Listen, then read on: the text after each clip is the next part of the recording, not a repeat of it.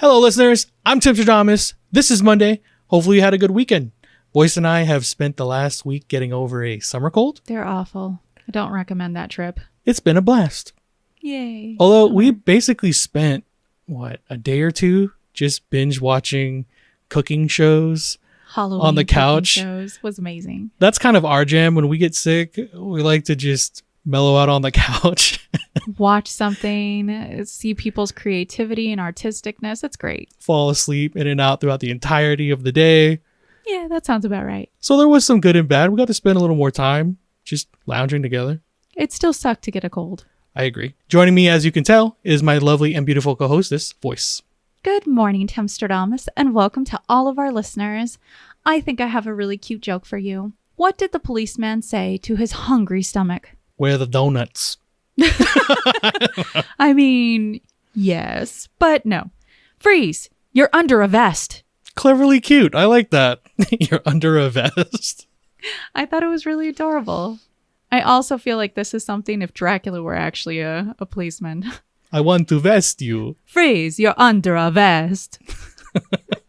So, for new listeners out there, I will give you guys a brief synopsis on what we do on this channel.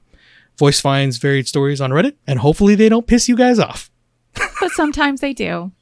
And sometimes our perspectives upset a few people. But we're always open to hearing everyone's opinions. Yes, we definitely are. So, Voyse, Timstradamus. it looks like we have some new shoutouts to make. We do. We have 2 new Patreons. Welcome to the Tea Club, Lucy and Jen Black. Welcome in. Love and appreciate you guys. You guys sound like X-Men. It actually makes me want to watch the movies all over again. Oh, yeah. They do kind of sound like X-Men. Right? Why are you raising your arms like that? The powers. If only they could see you. If only they could. So, Damas, reach to your right. Pick up that delicious morning brew and enjoy your tea. Green tea, to be precise, with pineapple, mango, strawberry, and raspberry. You just keep attacking this green tea thing. I do. Oh, man. It's so good. The pineapple? Is that what's in there? That's the pineapple, yeah. Oh, yeah, that's a 10 out of 10. See, I told you I'd get you into green tea eventually. It's like I'm on the beach right now. If only. But we're going to read some stories right now. So for any listeners wanting to follow along, all story links are in the description below. For our first story, am I the a-hole for telling my sister that banning our granddad from seeing her kids is too far? Hello, Reddit. Last week, my 28 female sister, 24 female, was making her kids lunch to take to school later on. Her son, 5 male, wanted iron brew in his lunchbox, but she said no. He kept on arguing with her until our granddad, 73 male, entered the kitchen and tried to tell her to give in to him because he's crying. She said no, but he asked her again and said that he's just a child and it's not fair to make him cry. My sister snapped back, no. If I say no, then it means no. Don't tell me how to raise my own child. Remember, I kindly let you stay with me until the repairs in your home are done. And she threatened to kick him out over it. They went back and forth with my granddad asking her to give it to him, and having a treat once won't kill him. My sister told him she doesn't care if he's just a child, and if she says no, then that means no, before telling him to butt out. My granddad gives my nephew the iron brew bottle to drink. It's not a massive one, it's a small bottle. My sister screamed at granddad and asked him why did he give him the bottle when she said he can't have it. My granddad told her that her son's just a child and she doesn't need to be so harsh on him. My sister screamed at him for overstepping boundaries and to never tell her how to parent her kids again. She took the iron brew bottle and emptied it out. My sister and our granddad had a screaming, and she told him to never overstep and tell her how to raise her child before kicking him out and banning him from her kids. My granddad was about to cry and told my sister that he was just trying to help and begged her to let him stay, but she retaliated and said she never asked for his help and to leave before she calls the police. He had to be followed out to the front door by my brother-in-law, and my brother-in-law slammed the door on my granddad's face. I went to pick up granddad and took him to our parents. He was crying, saying that he didn't mean to overstep and that he was just trying to help. He begged me to tell my sister to let him see his great-grandkids and apologized a lot. I called my sister and told her that she was being too harsh and that our granddad did not deserve to be banned from being near his great-grandkids just because he made a mistake. My sister responded, too bad, and he should have thought about that before overstepping, and I can take him in if I'm so concerned, which is what I was going to do until our mother offered to take him in. Mom told my sister that he did overstep, but banning him permanently was going too far, but she disagreed with me. Was me and my granddad the a-hole, or was my sister? All right, so we're getting ourselves kicked off into Monday with, I guess, people that think that they can tell you how to parent in your own home. Family drama. Always fun. This is the great-grandfather? It would be their granddad. So to the kids in question here, it's a great-granddad. Okay. I just wanted to make sure I clarified that little piece because they kept saying that. So I'm like, how old is everybody in this story? Because he's only 73 or something like that. Correct. So everyone's pretty young. Our OP is 28 and her sister's 24. Okay. So clearly everybody is the a-hole that's in this story outside of the mother. You're in someone else's home. They told their child in front of you that they can't have, I'm sorry, what was the snack? Or it's an iron brew, which I guess is a caffeinated drink, kind of like a Coca-Cola. Okay. Well, the mom said, regardless of what it was, I guess, the mother said, nah. And that should have just been respected. I think everyone should understand that by now. But grandpa was saying the kid's crying or something like that. So obviously we give them what they want. Terrible lessons to give our children. While maybe I might see that as being a touch too far, my level of judgment and punishment may be different from someone else, but that doesn't mean their level is wrong. That's it. You're allowed to set forth the boundaries. He didn't want to respect them. You got to teach him how to respect them. OP, you and your granddad suck. And hopefully you guys learn what boundaries look like. Well, the consensus on Reddit is our OP is the a-hole. For Redditors, they were actually pretty rankled to hear that the grandfather was being so blatantly disrespectful about the rules in another person's house concerning someone else's kid. That the grandpa should understand when no means no. He's clearly old enough to understand that. That OP was stepping into a situation that technically doesn't involve them and inserting their opinions where it really doesn't belong because their opinions are kind of like buttholes. Everyone has them, but it doesn't mean you try and rub them in everyone's face. And that the mom is also the a-hole for doing the same thing the OP was trying to do. Truly, the way that I see it here is you have someone who is a guest in your house, and I can understand if they think that some rules are stringent. For me, I do not agree with giving children that are 5 and under anything that's caffeinated. I think their little systems don't need to be accustomed to caffeine and high amounts of sugar. Now, there are some individuals who like to give that kind of stuff as a treat every once in a while to their children. I think that's perfectly fine as well. But when that person says, hey, it's early in the morning, my kid doesn't need to be having a caffeinated sugar drink early on in the morning, and another person says you're doing it wrong and literally opens up that exact can and gives it to my kid in front of me, that is extremely rude. And I don't care who you are. You're doing it in my own home with my own kid.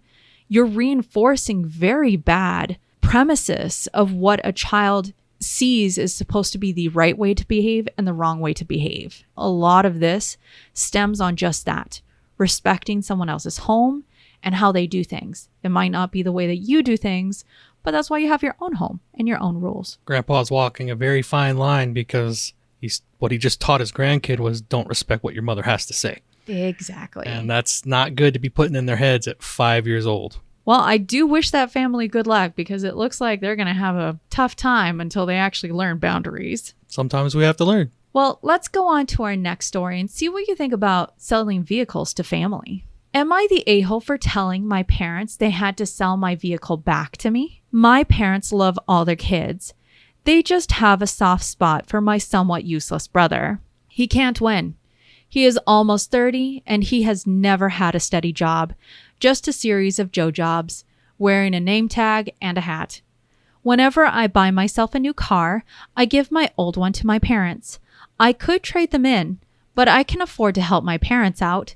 My cars are usually 6 years old and maybe have 30,000 miles. I rarely drive.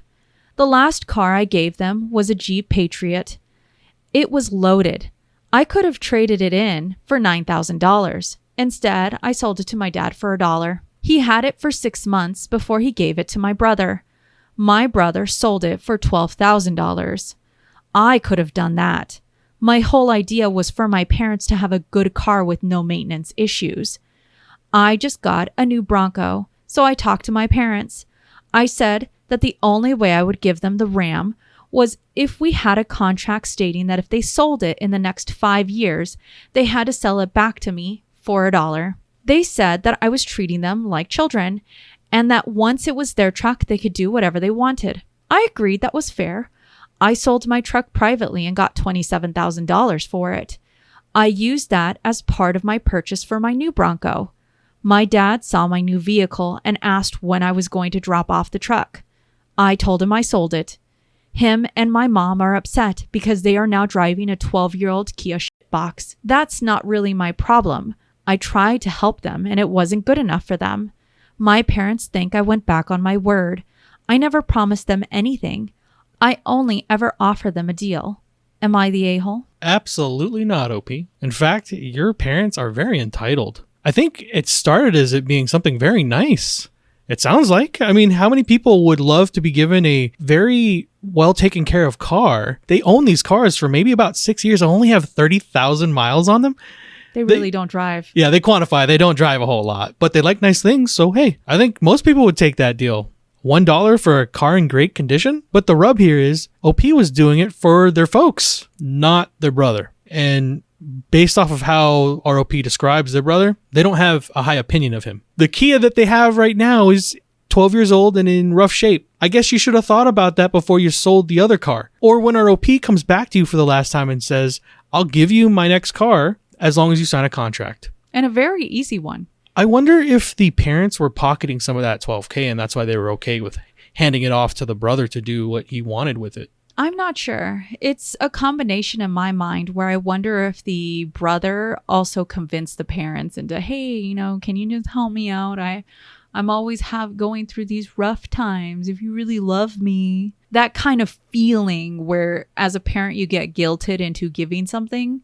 But then at the same time, if you're not holding your own children accountable to their actions, to actually working for something, it feels as if the goodwill of our OP is honestly just being shit on. Essentially, that's what happened. I'm not going to make any judgment calls on the brother and what they're walking through. All I know is that the OP has that opinion of him, and that's just what it is. The parents didn't want to sign a contract when they've gotten a pretty sweet deal, and this is the outcome. OP, you're definitely not the a-hole. Good for you that you were able to turn in the car for $27,000. Oh, yes. That's a nice down payment to put towards the new car. And hopefully going forward, you no longer have this type of situation with your parents. I understand wanting to help them, but if they're having your brother sit behind them and kind of coach them to give him things, then you're actually never giving your parents anything. That's why I was asking, is he benefiting and giving the parents a cut of that money? But again, we don't know enough about him to make any type of assumptions there. But in my opinion, OP, you're not the a-hole. So on Reddit, the consensus was our OP's not the a-hole. In fact, they actually called OP's parents a bunch of steamers. It's a new word that I learned, and I actually really like it. It means a steaming pile of turd. Oh, okay. So they are just a pair of steamers. Now, Redditors said that OP provided his parents with a deal. It's OP's property to do whatever he wants to do with it. If the parents didn't want to agree, OP also didn't have to give them anything for any reason. Even parents must learn that actions have consequences. Well, let's go on to our next story and see what you think about a relationship that's gone a bit sour. Am I the a-hole for telling my sister she should try being nicer to her ex? To keep a very long story short, my sister has a daughter with her ex. My niece wasn't born until after they had broken up, but originally her ex said he would let my sister move back home and raise her daughter alone. They agreed he would only provide some financial support, but otherwise he and his family wouldn't be involved. After my niece was born, though, he had a change of heart and wanted to be in her life. He chose to bring it up at the hospital right after my sister had just given birth. She was in a very vulnerable place at the time and was just scared, So she said something she shouldn't have, which caused him to threaten to take my niece away from her. I don't think he meant it, and he said it in the heat of the moment, but since then, things have been very hostile between them, which isn't great for my niece. She's getting older, and she's bound to start noticing. My sister becomes a different person around him. Usually, she's the sweetest person you'll ever meet, but when he's around, she's rude and argumentative for no reason. He brings out her bad side just by being in the same room as her. Now her ex can be a taunting a-hole, but recently he's been trying to be nice, which has just made her meaner to him. Recently, he told her that even though he has a soft spot for her, she was testing his patience, and he basically said he didn't want his daughter growing up in a toxic environment, even if that meant he had to take her from my sister. My sister was crying to me over it, and I said she should try being nicer to him just to diffuse the situation, and because I do agree that my niece doesn't deserve to grow up in a toxic environment. Now she thinks I'm taking his side like everyone else. Example, their friends, our dad, etc. So she no longer wants me to be there when he comes to see their daughter. I understand that he's hurt her badly in the past, and I just don't want her to give him another excuse to hurt her again. Am I the a-hole? Let me give a little bit of information because there was a Redditor that asked what the sister said to the ex. That's kind of where I was at. OP said she basically said he wouldn't be a good dad because he'd be like his own dad, touchy subject for her ex, and that she would go somewhere he wouldn't find them to keep their daughter away from him. What the spice of mutabu? Full of drama. Yeah, this one's very interesting. I will say this to start it off. Now that we have some of that filled in. Basically, these two people come together. Were they married ever? I don't believe they were. Okay. OP's sister got pregnant. Before the pregnancy, they break up. Sounds like it's a very toxic relationship anyway. It was probably best for everyone that they both went their separate ways. Upon the birth of the child, though, the father has a change of heart as to how he wants to be in the child's life. Correct. Even though I have to assume he's provided no support up until ever from that point. Well, that starts a fire in OP's sister's belly. And now it's turned into something very toxic. How many years has this been kicked down the road? Because you said the kid is now getting older. Correct, but they don't actually say an age from what I can see here. Okay, so obviously we've not learned how to co-parent correctly. It sounds like one party has always been kind of a douche, and then the mother in this story has just been resenting it and letting it build. And now that the douche is trying to be nice, that doesn't constitute the mother having to also be nice. Correct. All of a sudden. That's not how the world works. You don't get to all of a sudden be nice and expect other people to treat you nice when you've treated them like trash. Our OP not understanding that and not at least being in the middle. Because look, if you don't like the way she's conducting herself around the child, because this is the most important part here for me, it sounds like these interactions have been happening in front of their child, which I can fully understand and get where our OP might be coming from at the beginning of it, going, look, for the child's sake, this needs to be a less toxic environment. Having that middle ground and going, look, we can be better people around our child for the sake of the child. I think that would have been taken better than you going, look, if you don't treat him nicely now that he's treating you nicely, he's going to have a chance to take the child away, which I think is the fear around all of this right now. Correct. I don't know what their custody situation looks like, but I didn't hear at all anywhere where any of this was put on paper in a courtroom. Just that they kind of agreed that maybe he might help. I don't know if he has a leg to stand on. You basically put more fear into your sister. She's crying and coming to you about this whole situation, and then you basically just say, if you don't treat him nicely, he's going to take your kid away. That must be terrifying to hear from anybody, let alone a sibling that you should trust, especially if she's coming to you with that type of information. She's looking for sage counseling. You are not that, OP. In fact, I think you might be steering her towards a mental break. You're telling someone to treat their abuser nicely. I'm hoping people gave her some perspective on this. You're a giant a-hole. I hope your sister gets herself a lawyer, gets all of this stuff put in paper. I don't know where they live or what country we're dealing with, but I would start with that.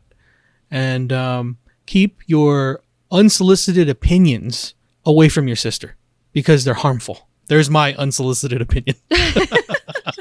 Aren't we all providing unsolicited opinions here? Basically, that's what the channel should have been called. So the consensus on Reddit is our OP is definitely the a-hole. Redditors were honestly appalled that OP could take the side of a person that would go directly into a delivery room and threaten someone after giving birth. Honestly, that's wild for me. There are lots of women who are in emotional and physical vulnerable place after giving birth. And this will forever mar that special moment. So for their sisters to essentially try and take the ex's side just makes it worse. I think it's not just the sister either. It's the family. It's the father and I'm guessing joined friends. Now, look, I understand there are things that are said in the heat of the moment. Something like giving birth when you're exhausted, you're emotional, and there's someone that's coming into the room and you know their history, you know who they are. They're not a good person. It doesn't matter if you made that child with them or not. Honestly, I don't think that they should have been there. Yeah, that's weird that they were even in that situation. The fact that he would choose to have a screaming match and threaten her is wild. And then to add to that, OP puts these hints as to who the ex is and doesn't paint them in a good light. It's not that our ex here in this story had, from the very get-go, tried their best to be a good parent, right? And if anybody ever threatens to take a child away from you, whether you're mom or dad, you go to the courts. Lawyer up. You get your visitation rights and you make sure that you put in for your support for your child. First and foremost. Now, what I find interesting and what you also brought up, Timstradamus, is that our OP says her ex can be a taunting a-hole. But recently he's been nice. What? Yeah.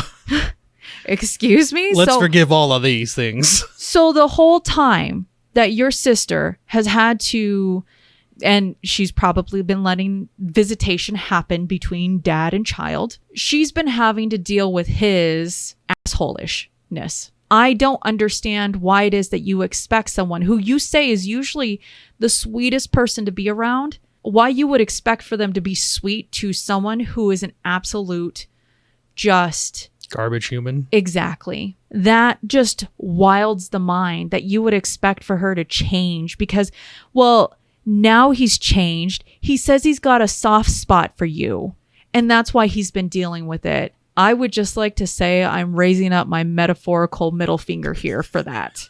All right.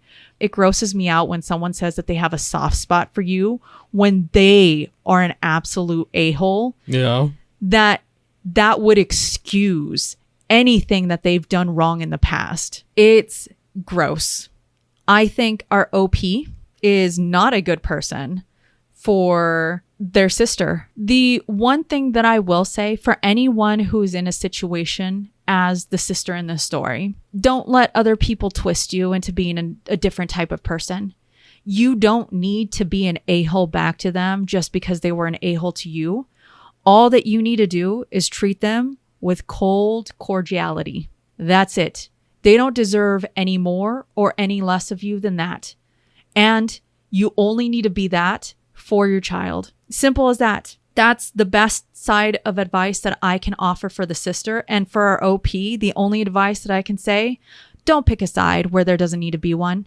Your sister needed you. This a-hole who decides that he wants to do awful things that you literally put down for the internet to know about, you sided with that. How could you? You hit it right on the nail when you said you're telling your sister that she needs to be nicer to her abuser. No, that is not sound advice for anyone. And you're just picking some a-hole side over the mental well-being of your sister who's probably still dealing with a lot. Good co-parenting has nothing to do with being nice. As you said, be coldly cordial. That's all it comes down to. Well, let's go on to our very last story of the day. And I wanted to end us off on some pro-revenge stuff. Pro-revenge? Pro-revenge. Is this a new thing? This is a new thing. Okay. For our last story, phone calls for the previous owner who turned out to be my shitty manager. This is going to be a long one. The too long don't read at the end.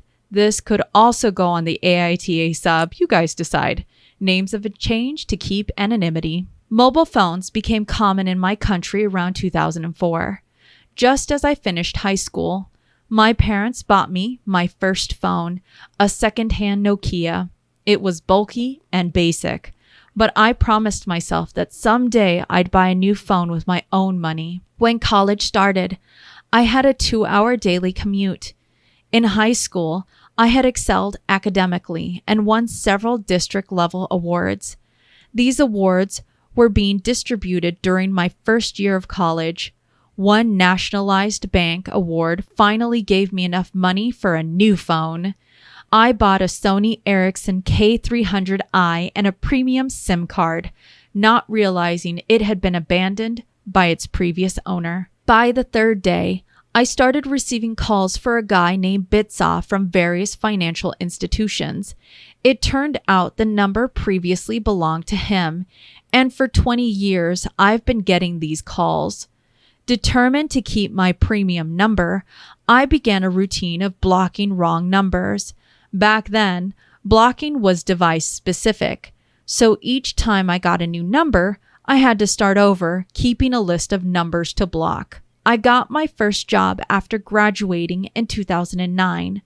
Around 2010, I was assigned to a new project with a notorious reputation for burning people out due to a nefarious project manager named Bits. I didn't know his full name for quite a while. He took pride in making our lives a living hell. Bits ruled with an iron fist. From the moment his team stepped into the office, they were met with a barrage of emails and messages, each more urgent than the last. Bits thrived on creating chaos, often changing project deadlines on a whim, demanding his team work late into the night and through weekends. Bits's presence loomed over every task. He insisted on micromanaging every detail, yet was quick to take credit for any successes, no matter how small. Failures, however, were met with his notorious tirades, publicly berating his team and assigning blame without hesitation. His unpredictable temper kept everyone on edge, afraid to make the slightest mistake. Meetings were another tool in his arsenal of torment. He scheduled them during lunch breaks and after hours, ensuring no one could escape his grasp. These meetings were often pointless, serving only to reinforce his dominance and disrupt any semblance of work-life balance his team might have had. His relentless stream of emails continued around the clock, each carrying a thinly veiled threat: perfection or dismissal. Under his reign, morale plummeted and burnout soared, yet Bits remained oblivious, satisfied only by his complete and total control. I was quite ashamed when I learned that he was from the same area as I was and had gone to the same school, though years before me. In 2012, our company merged with a parent company. Almost nothing changed personnel-wise, but infrastructure-wise, we got MS Outlook and an organization view. That's when I first learned about Bits from an organizational hierarchy perspective. His full name was an eye-opener. It was Bitsaw. Now, the name was common enough, but at the time, mobile numbers had an area-specific pattern, so I already knew that the previous owner of my number was from the same area as me. Still, it could be someone else. I wanted to dig deeper. I talked with an old mentor who lived in the same area and had coached several high school students for the last 2 decades. He confirmed my suspicions. I won't go into the details, but it was evident that Bitsaw and Bits were the same person. I had been quite pissed with this unknown person named Bitsaw for almost a decade by then, and Bits had been the bane of my and several others' existence for quite some time. This is where the revenge lies. First, I unblocked all the numbers in my phone. I was getting 5 to 6 calls daily on average, but after unblocking about 150 numbers, it increased to 15 to 18. My answering strategy changed drastically. Instead of saying wrong number, I politely explained that the owner had changed his number and provided his current number to update their database. This is where I could be the a-hole. I also volunteered his manager's number in case he tries something else. The fallout was epic. These people had been trying to find him for almost a decade. Banks had sold his debts to companies that harassed people for a living to get their money back. It turned out he had been taking loans in everyone's names, his wife, parents, uncles, aunts, and giving everyone that same number. He was evading credit card debt and loans of upwards to $200,000, equivalent in United States dollars, but it's a shitload of money where we're from. Apparently, he had almost 20 cases filed against him, but no one could find him. Probably why he thought he could walk on water. There are multiple versions of what happened at the office when his manager started getting calls about him. He was let go about 2 months later. Haven't heard from him since. The too long don't read. Previous owner of my number had duped several financial institutions. He later turned out to be my boss. I informed the banks of his new number and his manager's number, leaving his career in shambles. Well, that is some karmatic justice if I've ever heard it. Oh, can you imagine? This Bitsaw person probably lost people a lot of jobs just because they were a bad person. Sure. The fact that they had this karmactically coming at them feels so good for all of his victims. Hey, if you had just treated people with respect and kindness, you probably wouldn't have lost everything.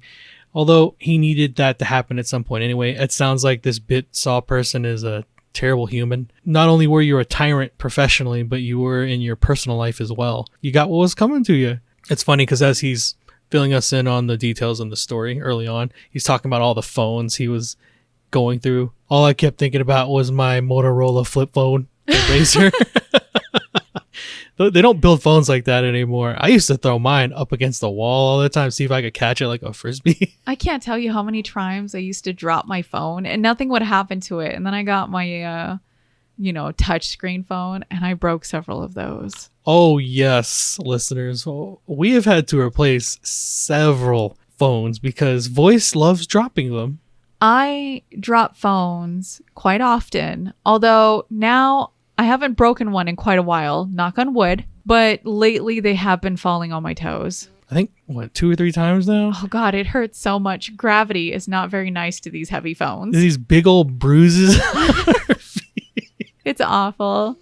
I just feel, you know how when people have the necklace pieces that go on glasses? Yeah. I feel like I need that for my phone. And every time I let go of the phone, it'll just kashink back to my waist so it doesn't hit my feet. I think they do have something like that, like a necklace for like a phone holder situation.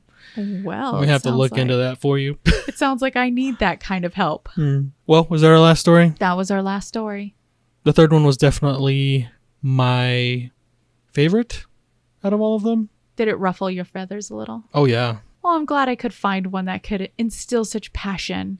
I try to bring forth what all of our Redditors were trying to say, and of course my own thoughts. I think I put quite a bit of my own thoughts into these stories too. I hope for the sister in that situation, she does learn how to co-parent in a healthy way. But yeah, don't give in to other people telling you that you need to treat someone in a certain manner just because all of a sudden they started acting and treating you like a human being. It's crazy that a sibling would have that type of opinion. I think that there's something that needs to be said about people who are abusers and how they put a smile on for others while they turn around and they actually hurt their victims more. The thing is, the OP knows. They even said that they were an a-hole. They outlined all the stuff that they did. So they're aware of what kind of person they are. Well, that makes the OP worse. Ugh. I think that's why I got so passionate about it. I'm certain a lot of people did. Well, as our stories come to a close, don't forget, you've seen the world what you carry in your heart. If you have enjoyed listening to us read and talk about today's stories, please rate, subscribe, and turn on notifications for new content. We regularly post on Mondays and Wednesdays, and we have our Damas After Dark episodes on Fridays. We'll see you there. Or you be square. We would also love to thank all of our Teatreons for your continued support. Yes, love and appreciate all y'all. As always, listeners, we look forward to hearing your opinions in the comments below. What did you think about the stories today? Lay it on us thick. We want to hear it all, like a jelly peanut butter sandwich. Is it the right way to say peanut butter jelly or jelly peanut butter? I'm the same way as you, though. I like to say pepper and salt. Just to see? Because that got you one time. You did not like when I did that. No. And remember, if you post it, it's probably better to say pepper and salt. Or jelly and peanut butter.